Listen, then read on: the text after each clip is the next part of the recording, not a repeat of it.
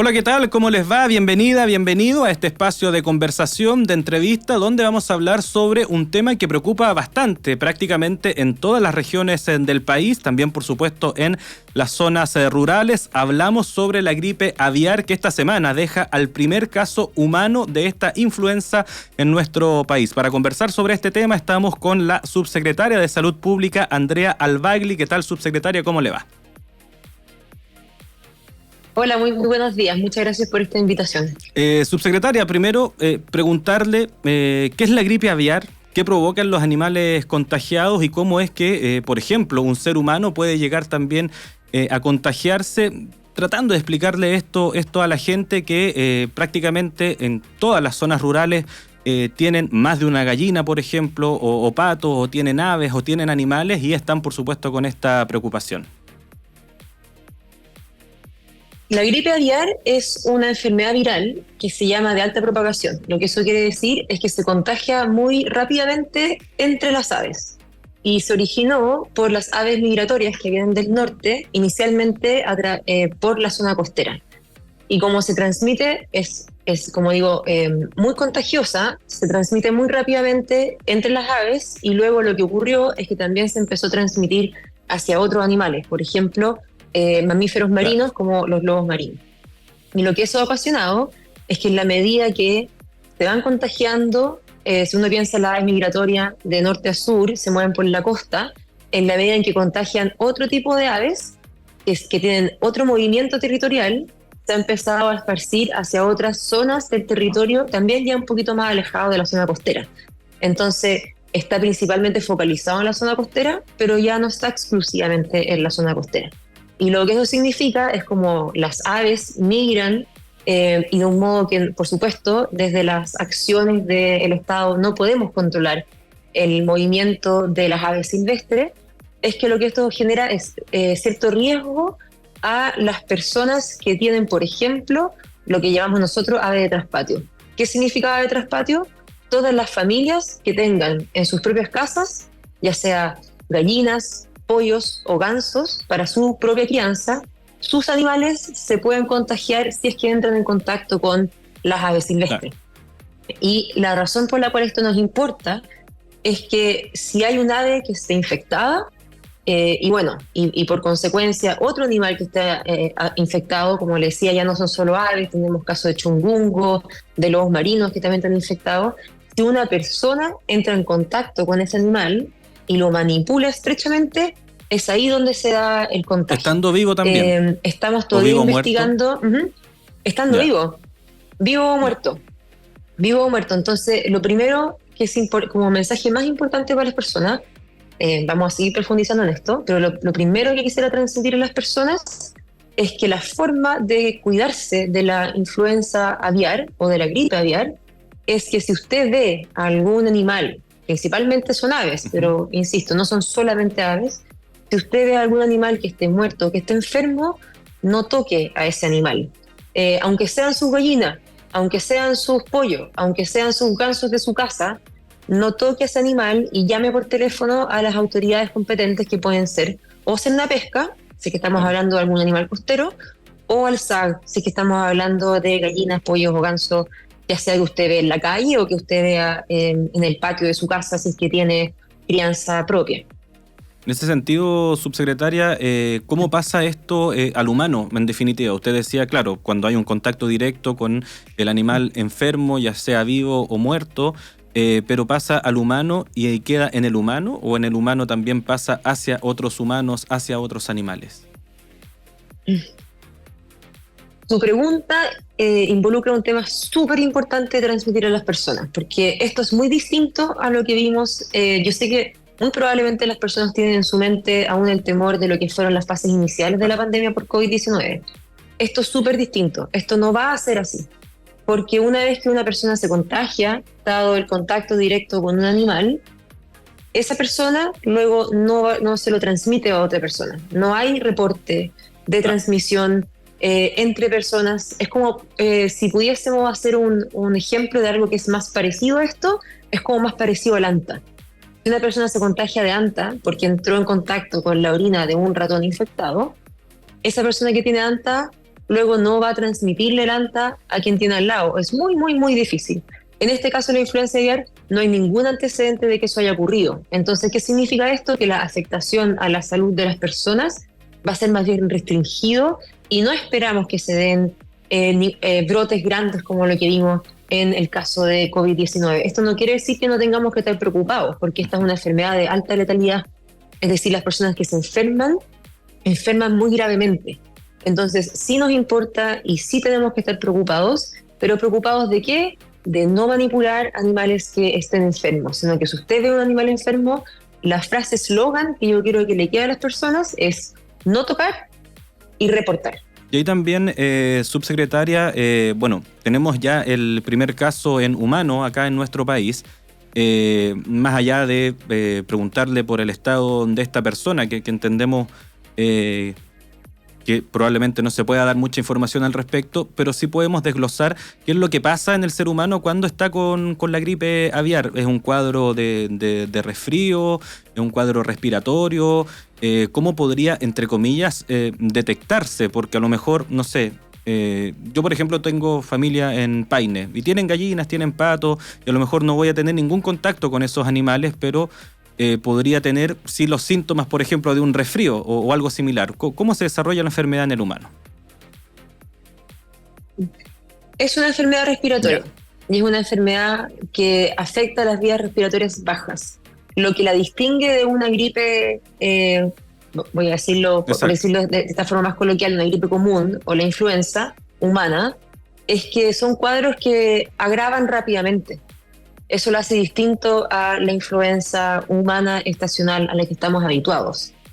Que por supuesto que también puede agravar, pero esto es notoriamente distinta porque agrava de forma muy rápida. Y eso es lo que hace que las personas consulten a la red asistencial para recibir tratamiento, y es justamente como detectamos este caso de influenza aviar en este primer caso humano, porque tenemos un sistema de vigilancia. Lo que eso significa es que en toda la red de salud del país y también en todas nuestras seremis tenemos equipos de epidemiólogos que están constantemente monitoreando los distintos tipos de enfermedades que se presentan, porque es importante tener una caracterización de las patologías que se van presentando para poder tomar medidas de control para proteger a las personas y evitar que tengamos nuevos casos. Entonces, esta red de vigilancia está activa desde diciembre, desde que ya tuvimos el primer hallazgo de ave en Chile. Se hicieron capacitaciones a los equipos locales, entonces están esperando activamente para hacer pesquisa de los casos que consulten según su sintomatología, que fue justamente como pasó este caso. La persona se contagió, agravó rápidamente, y dentro de uno de nuestros componentes de vigilancia es encontrar el agente causal de aquellas, le llamamos infecciones respiratorias agudas graves. Es decir, las personas que llegan con enfermedades respiratorias graves a la red, que requieren de tratamiento intensivo, se le hace un panel viral para saber cuál es el agente causal. Se tomaron muestras en este caso, se enviaron a nuestra red de referencia, que es el Instituto de Salud Pública, y ahí es donde fue confirmado que efectivamente la cepa H5, que es la que corresponde a la gripe aviar. Y ahí, Subse, ¿en qué hay que fijarse para con las aves, con los animales? Bueno, la gente obviamente conoce a sus animales, conoce cómo están, pero ¿cómo puedo detectar que el animal, el ave en este caso, podría estar enfermo cuando me da la sensación que al final uno se da cuenta cuando ya encuentra el animal muerto? Ahí es cuando ya se toma noción de que pudo haber tenido alguna enfermedad.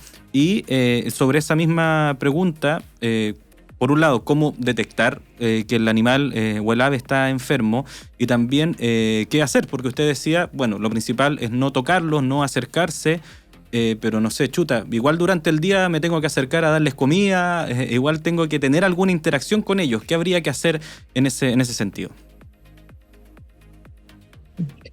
Quizás lo primero que podemos aconsejar a las personas es que si usted tiene aves en su patio, busque la forma de confinarlas. Ya. Eso es lo primero, como preventivo, claro, antes de que se enfermen. Porque esto lo que va a evitar, o va al menos reducir la probabilidad de que sus aves, sus pollos, sus gallinas, sus gansos, entren en contacto con un ave que haya podido caer en su patio, o que haya llegado a su patio para comer la comida que usted le está dejando a sus aves. Entonces, la primera recomendación para evitar que se enfermen es que busquen dónde confinarlas y no dejen nunca, cuando usted alimente a sus aves, no deje comida, digamos, abierta para que otras aves, que no son de su patio, vengan a comer. Entonces, la primera recomendación, confina a sus aves y denle comida de forma resguardada. No es que la abandone, sino primero, que se resguarde. Para evitar que contagien. Claro. Exacto, sí.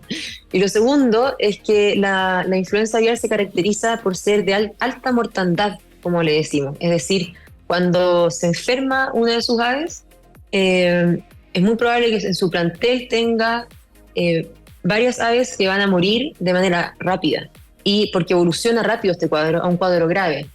Algunos síntomas que puede identificar en sus aves es que tengan las patas azules, es que tengan un comportamiento errático, y como digo, esto es una evolución muy rápida que lo va a distinguir de quizás alguna otra vez que usted ha visto su ave enferma. Si eventualmente, por ejemplo... justamente por lo rápido de la evolución. Exacto, justo le iba a preguntar, si eventualmente veo uno de mis animales muerto, ¿por cuántos días debo tener cuidado o estar prestando atención si es que aparece algún síntoma en el humano en este caso? Si amanece uno de sus aves muertas, no espere y llame inmediatamente al SAC. Inmediatamente. Porque no es común que amanezca de un día a otro un o dos aves muertas en su patio. Esto pasa porque hay una enfermedad que está afectándolo de manera rápida. Entonces, si es que usted ve que tiene al menos un ave que murió, eso quiere decir que además es muy probable que las otras, que aún quizás no han fallecido, igual estén contagiadas. Entonces, si es que usted ve una ave muerta en su casa, inmediatamente tiene que llamar al SAC y no manipular a ninguna de sus aves, no solamente la que está muerta, sino que a ninguna.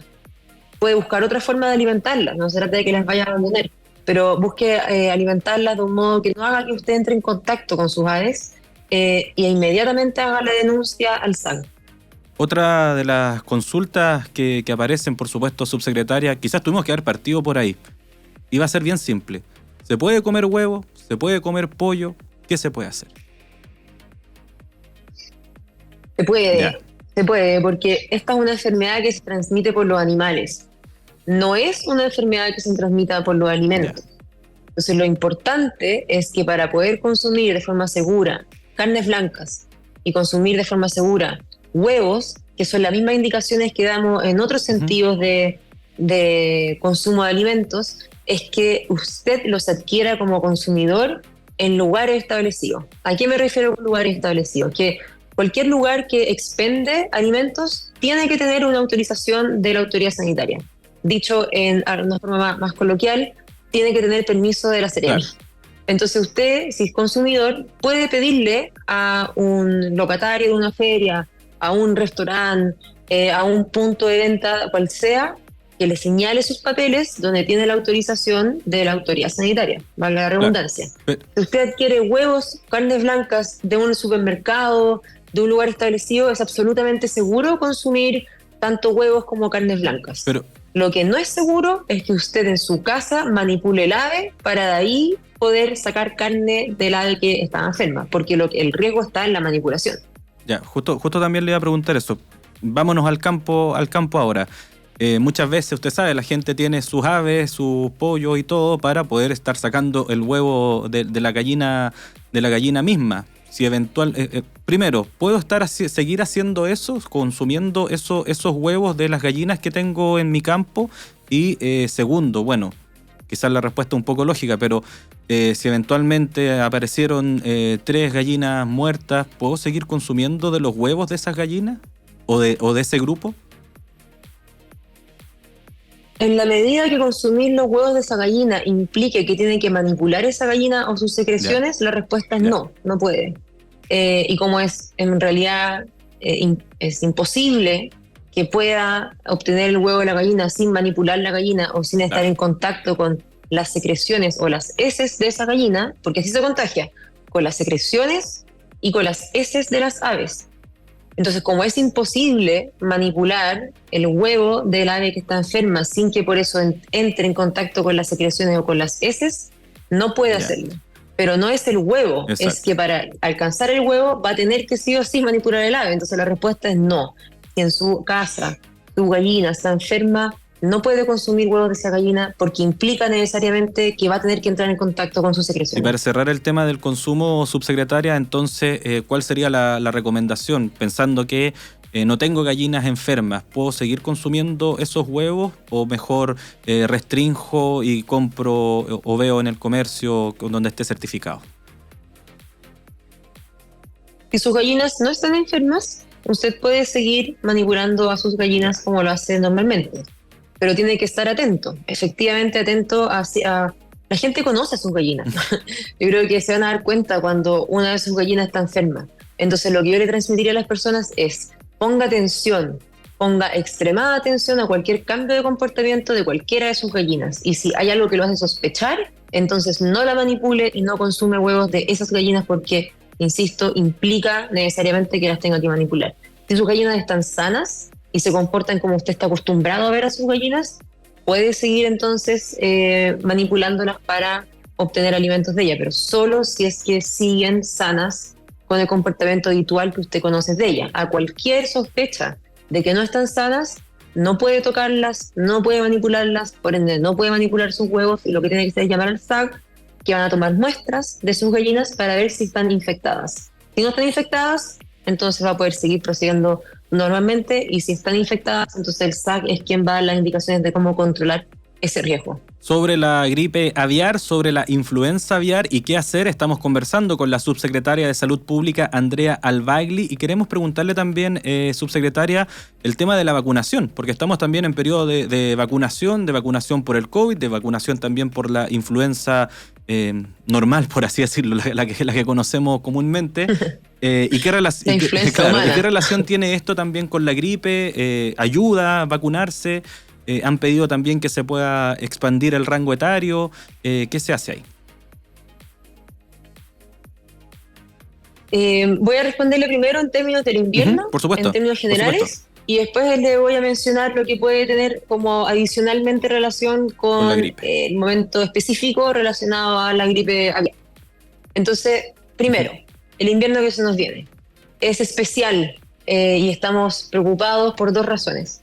Uno, porque durante los años más difíciles de pandemia se generó algo que lo voy a hacer primero técnicamente y después voy a explicar lo que esto significa. Un silencio pandémico. El silencio pandémico significa que la circulación viral que estamos acostumbrados a ver todos los años disminuyó. Entonces, en los años en que tuvimos muy alta circulación de COVID-19, no tuvimos circulación de influenza, de virus sincicial al mismo tiempo. Los virus compiten entre sí, de un modo que es curioso. Además que las personas estaban confinadas en sus casas. Entonces, obviamente, lo que hizo fue limitar focos de contagio común, como los colegios. Los niños no estaban yendo a los colegios, entonces ya no se estaban contagiando influenza, detenerlo. Entonces, en los años más duros de la pandemia, solo tuvimos COVID. Este invierno, eso va a cambiar.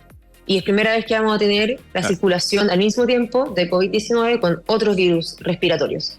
Y es incierto saber cómo eso se va a comportar. Entonces eso no nos tiene en mayor alerta de este invierno que viene. Otro elemento que nos tiene preocupados del invierno que viene es que es difícil predecir qué es lo que va a ocurrir así con exactitud, pero sí podemos tirar alguna idea de lo que pudiese pasar. Y en eso tenemos dos sospechas o dos elementos que nos hacen sospechar que va a ser un invierno más difícil del que estamos acostumbrados, al menos en términos de la influenza humana o la influenza estacional, la gripe a la que estamos acostumbrados todos los años. Lo primero es que el hemisferio norte tuvo una circulación más dura de influenza humana. Entonces, si es que pasa lo mismo acá en el hemisferio sur en nuestro invierno, ya sabemos que va a ser un invierno incluso más difícil en influenza estacional que los años previos a la pandemia. Otro elemento es que dentro de nuestro sistema de vigilancia, que es el que le contaba inicialmente, que están epidemiólogos constantemente notificando casos y con eso hacemos análisis estadísticos que comparamos años previos con el año en el que estamos ahora, con eso dibujamos curvas. Entonces ponemos la fecha y vemos, bueno, a esta fecha actual, más o menos, cómo se comportó años previos en la cantidad de enfermedad tipo influenza que hemos detectado en nuestra red. Y cuando comparamos el patrón de este año a esta fecha, es superior a lo que habíamos visto en años previos a la pandemia en enfermedad tipo influenza. eso quiere decir que nosotros le llamamos por sobre el umbral de alerta.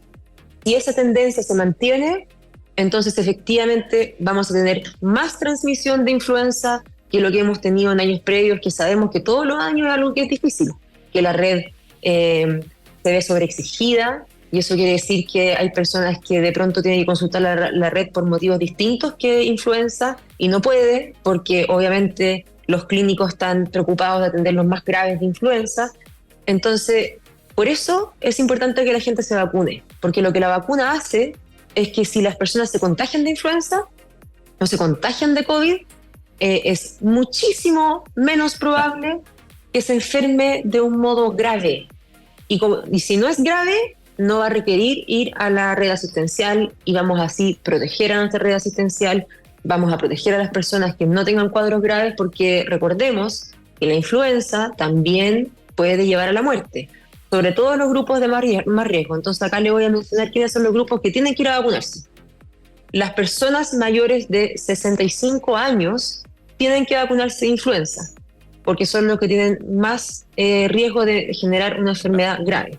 Las personas embarazadas, no importa el estadio de su embarazo, tienen que vacunarse. Hay evidencia que comprueba que cuando se está embarazada, una enfermedad viral es de mayor gravedad. Entonces, todas quienes estén embarazadas, a vacunarse. Niños y niñas entre 6 meses y quinto básico, no importa la edad que tengan quinto básico, se tienen que vacunar. La influenza es una enfermedad muy grave para los niños pequeños, así que si usted me está escuchando y es cuidador o cuidadora de un niño entre 6 meses y quinto año y quinto básico, tiene que ir a vacunar a ese niño o niña que usted cuida. Se suma a esto cualquier persona que tenga sobre 11 años de edad y que tenga enfermedad crónica. ¿Cuáles son las enfermedades crónicas? Por ejemplo, si usted tiene asma, si usted tiene obesidad, hipertensión, diabetes, si alguna vez ha recibido un trasplante, si está en tratamiento de diálisis, si tiene VIH, cualquiera de estas condiciones y otras más específicas que puede encontrar en nuestras páginas oficiales, también tiene que vacunarse. Si usted es personal crítico, como por ejemplo personal de salud, se tiene que vacunar todo el personal de salud. Si usted es trabajador de la educación, es profesor, es profesora, es paradocente, tiene también que vacunarse. Si usted es conductor, transportista, trabaja en Fuerzas Armadas o del Orden, trabaja en SAC, en Cernapesca, tiene que ir a vacunarse porque son funciones críticas para la ciudadanía que no podemos perder, digamos, su capacidad de prestar los servicios de la cual el resto de las personas dependen. Son los grupos objetivos muy parecidos a COVID-19. Entonces, las personas que aún no han recibido su esquema de refuerzo tienen que ir a recibir su esquema de refuerzo. Y se suma a esto la vacuna bivalente, que los grupos objetivos son muy parecidos.